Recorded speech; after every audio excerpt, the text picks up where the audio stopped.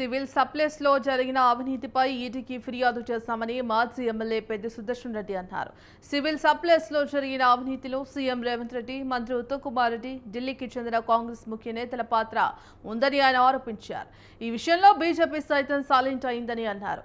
FCI కేంద్ర ప్రభుత్వం చేతుల్లోనే ఉంటుందని అన్నారు. సివిల్ సప్లైస్ లో జరిగిన అవినీతిపై ఈడీ, సిబిఐ దర్యాప్తు చేయాలని అంటున్న మాజీ ఎమ్మెల్యే పెద్ది సుదర్శన్ రెడ్డితో మా ప్రతినిధి సవీన్ ఫేస్ టు ఫేస్. చెప్పండి, ఈరోజు సివిల్ సప్లైస్లో కుంభకోణం జరిగిందంటూ ఈడీ వద్దకు వెళ్లారు. ఈడీకి ఏ అంశాలపై ఫిర్యాదు చేశారు? తెలంగాణలో కాంగ్రెస్ ప్రభుత్వం వచ్చిన నెల రోజులకే గతంలో కొనుగోలు చేసి నిల్వలున్నటువంటి 38 లక్షల మెట్రిక్ టన్నుల ధాన్యాన్ని గ్లోబల్ టెండర్ల రూపంలో 4 బిడ్డర్స్కు అప్పజెప్పింది కాంగ్రెస్ ప్రభుత్వం. ప్రభుత్వానికి వచ్చిన ధర 2007 రూపాయల క్వింటాల్ అయితే ప్యాడీ లిఫ్ట్ చేయాల్సినటువంటి కండిషన్స్ను వైలేట్ చేస్తూ బిడ్డర్స్ బ్రోకర్లుగా మారి కాంగ్రెస్ పెద్దలకు కప్పం చెల్లించి 2007 రూపాయల బదులు ప్యాడీ లిఫ్ట్ చేయకుండా డబ్బులు వసూలు చేయడమే ఒక క్రైమ్ అయితే 2007 రూపాయల బదులు 2230 రూపాయలు రాష్ట్ర వ్యాప్తంగా బాజప్తా అకౌంట్ల ద్వారానే అకౌంట్ ట్రాన్స్ఫర్ జరిగింది. వందలాది అకౌంట్స్ వివరాలు సేకరించి గతంలోనే సివిల్ సప్లైస్ కమిషనర్కి, సంబంధిత మంత్రి ఉత్తమ్ కుమార్ రెడ్డి గారికి, ముఖ్యమంత్రి రేవంత్ రెడ్డికి ఫిర్యాదు చేసిన వ్రాతపూర్వకంగా. అయినప్పటికీ వారికి ఉండేటువంటి 90 డేస్ పీరియడ్ అయిపోయినా ఇవాళ 620 రోజులకు వచ్చినా 5 సార్లు ఎక్స్టెన్షన్ ఇచ్చిండ్లు. అదనపు వసూళ్లు జరుగుతున్నాయని చెప్పి వ్రాతపూర్వకంగా ఫిర్యాదు చేసినా అక్రమ వసూళ్లకు లైసెన్స్ ఇచ్చినటువంటి పద్ధతిలో ఎక్స్టెన్షన్ ఇచ్చుకుంటూ వచ్చిండ్లు 5 సార్లు. ఈ ప్రభుత్వం చర్యలు లేదు బిడ్డర్స్ మీద. అక్రమ వసూళ్లకు పాల్పడుతున్నటువంటి మరి బిడ్డర్స్ మీద చర్యలు లేకపోగా హైకోర్టును కూడా ఆశ్రయించి ప్రభుత్వం అవినీతికి పాల్పడుతుంది, డైరెక్ట్గా ప్రభుత్వమే, ప్రభుత్వ పెద్దలు ఇందులో పెద్దల హస్తం ఉన్నది, దీన్ని తేల్చాలే, ప్రభుత్వ ప్రజాధనం ఇవాళ వృధా అవుతూ ఉన్నది, అక్రమంగా వసూలయ్యేటువంటి డబ్బు దాదాపు 850 కోట్ల రూపాయలు అదనంగా వసూలు చేస్తూ ఉన్నారు.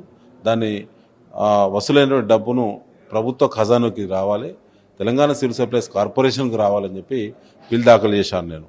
కోర్టు స్పందించి ప్రభుత్వానికి నోటీసులు సర్వ్ చేసింది, కౌంటర్ దాఖలు చేయాలి దీనిపైన అని చెప్పి. ఇప్పటికి 17 నెలలు గడిచింది. 17 సార్లు వాయిదాలు అడిగింది తప్ప కౌంటర్ దాఖలు చేసిన ముఖం లేదు. దొంగల్లా పారిపోయిండ్లు ముఖ్యమంత్రి రేవంత్ రెడ్డి ప్రభుత్వం, సంబంధిత మంత్రి మన ఉత్తమ్ కుమార్ రెడ్డి గారు, అధికారులు కూడా. వాళ్ళు అకౌంట్ల ద్వారా చేసినటువంటి ట్రాన్స్ఫర్ మనీ ఇప్పటివరకు మా దగ్గరకు వచ్చిన ఆధారాలు 430 కోట్ల రూపాయల ఆధారాలు ఉన్నాయి. అంటే టెండర్ వాల్యూ కంటే అదనంగా వసూలు చేసినటువంటి డబ్బు, ఆ డబ్బంతా ఎక్కడికి పోయిందని చెప్పి మేము పదే అడుగుతా ఉన్నాం.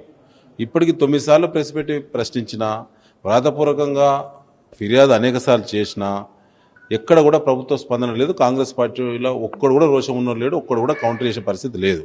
అంటే దొంగలు ఇలా వాళ్ళు దొరికిపోయారు. అన్ని రకాల ఆధారాలతో కూడినటువంటి కంప్లైంట్ అటు కోర్టులో వేసినాం.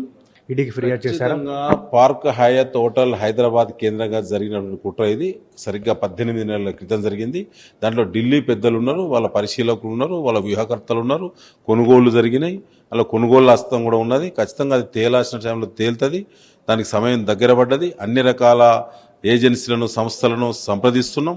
న్యాయ వ్యవస్థ మీద కూడా మన నమ్మకం ఉన్నది. అన్ని రకాల కేసు అయితే ఎస్టాబ్లిష్ చేసి పెట్టినాం. అన్ని రకాల ఆధారాలు మా దగ్గర ఉన్నాయి. ఇవాళ 715 పేజీలతో కూడినటువంటి దరఖాస్తును ఇవాళ ఈడీకి సమర్పించినాం, సిబిఐకి ఇచ్చినాం. అదేవిధంగా మనం రెవెన్యూ ఇంటెలిజెన్స్ కూడా వాళ్ళు కూడా పంపడం జరుగుతూ ఉంది. ఏసీబీ కూడా ఇవ్వడం జరిగింది, విజిలెన్స్ కమిషనర్ గారికి ఇవ్వడం జరిగింది, ఎఫ్సీఐ కూడా ఇవ్వడం జరిగింది. ఎఫ్సీఐ ఇలా కేంద్ర ప్రభుత్వం నడిపే బీజేపీ చేతిలో ఉన్నది. మరి ఎందుకు కేంద్ర మంత్రులు స్పందించట్లేదు? ఇంత భారీ కుంభకోణం జరిగినప్పుడు ఎందుకు బీజేపీ ఎమ్మెల్యేలు స్పందించడం లేదు? అంటే వాళ్ళ హస్తమే కాదు, వాళ్ళ వాటాలు ఉన్నాయి ఇందులో. ఇలా కాంగ్రెస్ పార్టీ కుంభకోణం చేసింది, బీజేపీ పార్టీ అడ్జస్ట్ అయ్యింది. కాబట్టి ఇవాళ వాళ్ళు మాట్లాడే పరిస్థితి లేదు. ఇవాళ మేము కూడా డిమాండ్ చేస్తూ ఉన్నాం. ఇది ప్రజల సొమ్ము, ప్రభుత్వ సొమ్ము. ఖచ్చితంగా వసూలైనటువంటి అక్రమ వసూలు మొత్తం కూడా ప్రభుత్వానికి రావాలి, బాధ్యులపైన చర్యలు చేయాలి. సిగ్గుంటే ముఖ్యమంత్రి రేవంత్ రెడ్డి, సంబంధిత మంత్రి ఉత్తమ్ కుమార్ రెడ్డి సిగ్గుంటే రాజీనామా పెట్టాలి.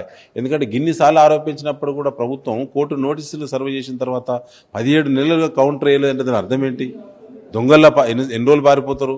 అంటే వాళ్ళు పారిపోతున్నారు, కౌంటర్ వేయలేకపోతున్నారు అంటే కుంభకోణం జరిగినట్లు లెక్క. కాబట్టి దాన్ని మరింత కేసును బలోపేతం చేయడం, అనేక రకాల చర్యలు కూడా జరగాలి. ఈ కుంభకోణం చేసినటువంటి బాధ్యులపైన, బిడ్డర్స్ పైన, సంబంధిత మరి రాజకీయ నాయకులపైన అధికారులపైన జరగాలని చెప్పి ఇవాళ వివిధ ఏజెన్సీలను మేము సంప్రదించడం జరుగుతుంది. ఈడీకి ఫిర్యాదు చేశారు. దీని తర్వాత మీ యాక్షన్ ప్లాన్ ఏ విధంగా ఉంటుంది ఈ అంశం పైన? ఖచ్చితంగా 15 రోజులు చూస్తాం. అన్ని ఏజెన్సీలను కూడా సంప్రదిస్తున్నాం కాబట్టి 15 రోజులు చూసిన తర్వాత మరొకసారి మా లీగల్ ఎక్స్పర్ట్స్ తోటి కూడా మేము వివిధ ఏజెన్సీలను కూడా మేము సంప్రదిస్తాం.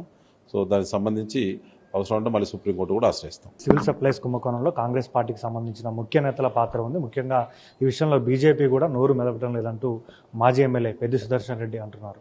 కెమెరామెన్ జానకితో సవీన్, స్వతంత్ర టీవీ, హైదరాబాద్.